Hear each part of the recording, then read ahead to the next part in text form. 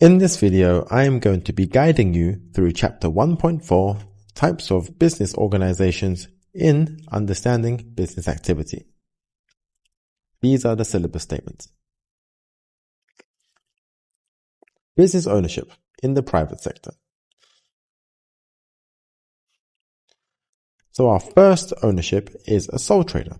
A sole trader is owned by one person and they can employ workers, but they have full ownership of the company.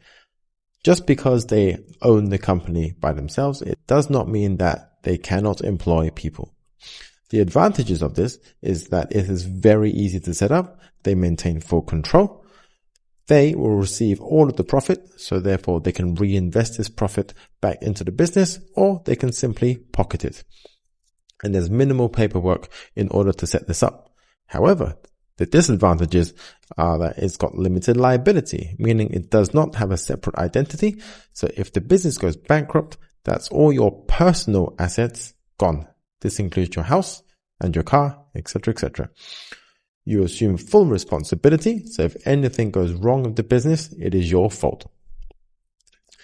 There is a lack of capital, so you are only one person, therefore you might not have enough money to start off this business, so there is a very limited amount of things you can do, and also there's a lack of continuity. So if the business owner dies, there is no continuation of that business because there is no deeds of ownership. Next, partnerships. So a partnership is a legal agreement between two to about 20 people who own the business, and the finances will be run jointly and all profits will be shared. The advantages, again, very similar to sole traders, is that it is very easy to set up. Now, because you've got different partners, you can share skills and ideas between the 2 to 20 of you, which is excellent. More capital will be invested by the partners, and also all the costs will therefore be shared between all the partners as well. But the disadvantage is that there will be conflict between the partners. Usually, the more partners there are, the more conflicts there will be. Again, it is unlimited liability. So this means that if the business goes bankrupt, all of their assets, personal assets, will be seized, usually by the bank. They will have to share their profits, and also, again, there's no continuity. Next, we have franchises, which is the owner of the business, which is the main business, the franchisor, grants a license to any other person or business, the franchisee, to use their business idea. The advantages of this is that it's very, very, very fast to expand. They receive a fee, they receive a share of the profits, and also franchisees, which is the businesses or the person, will have access to the local knowledge of where they are selling their products. A prime example of this is McDonald's. The disadvantages, however, is that if the wrong decisions made by the franchisee, this will affect the reputation of the franchisor. Moreover, the franchisor will need to provide training and support, meaning it will cost them some money to do so. Next, we have joint ventures. This is when two or more businesses start a new project together. Like in section 1.3, we talked about BMW and Mini creating an electric car in China. The advantages of this is that they reduce risk and cuts costs down. They have different expertise, such as BMW is expert in one thing and Mini is expert in another thing, so they can share their skills. And talking about sharing, they can share their skills and also research and development. However, the disadvantages of this is that the mistakes will reflect on all parties of the vendor, so it does not matter who got anything wrong, both vendors or both businesses will be impacted. Decisions might be very slow, as disagreements might occur. This is probably the case because they have different styles of management and different ways of working.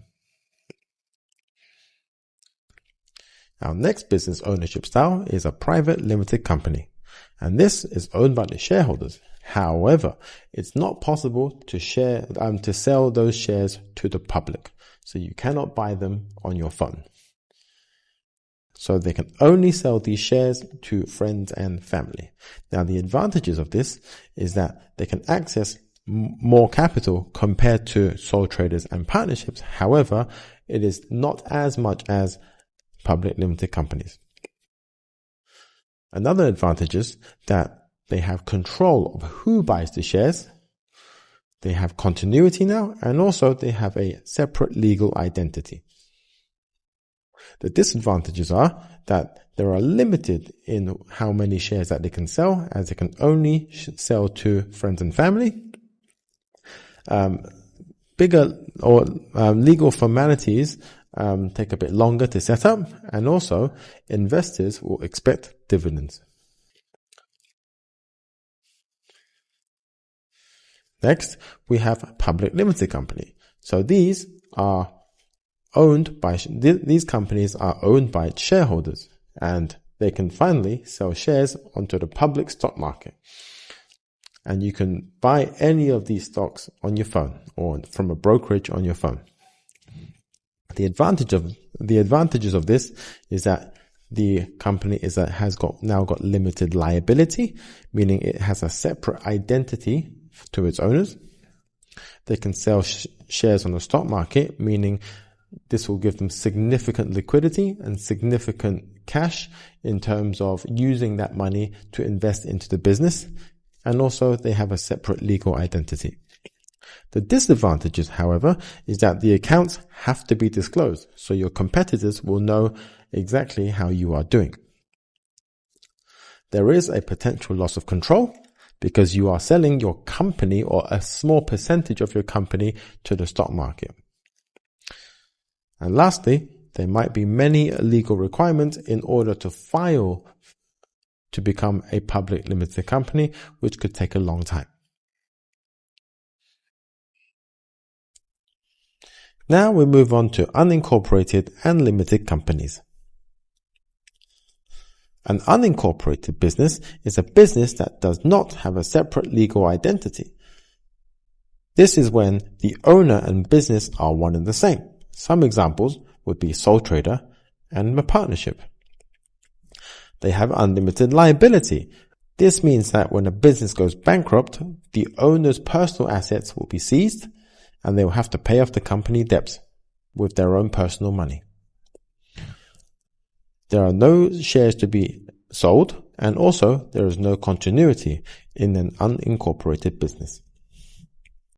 An incorporated business, however, has a separate legal identity. They have limited liability, meaning only the business assets will be lost and none of the personal assets of the owners will be lost. They have the ability to sell shares, and also they have continuity. Some examples will include private limited company and public limited companies. And lastly, the public sector. The public sector are commercial activities run by the government. The objectives of the government is to improve the country. This can be done in a few ways. For instance, to improve essential services like water. To provide water to every single household is in their best interest. Public transport, so you can easily go from A to B, and also electricity. They also provide socially desirable services such as education, as education is very important for any country. Also, medicine and also libraries. These are for the betterment of the country, and that is the government's objective. Remember, it is not to make a profit. Okay, so let's move on to our solved examination questions. So our question here is explain 2 possible disadvantages to Samuel in operating a sole trader business. Our first disadvantage is that it has unlimited liability. Therefore, Samuel will lose his personal assets to repay off his business debts because he has also invested his $500 into the business. Second disadvantage is the lack of capital. So this may create cash flow problems funding his expansion. Next question. Identify and explain 2 possible reasons why Anna and James formed their business partnership. Reason 1, access to more capital. So more capital can be contributed to open up the shop. Sharing risk. Risk is shared between the partners, sorry about the spelling mistake, when operating in a niche market. Next question.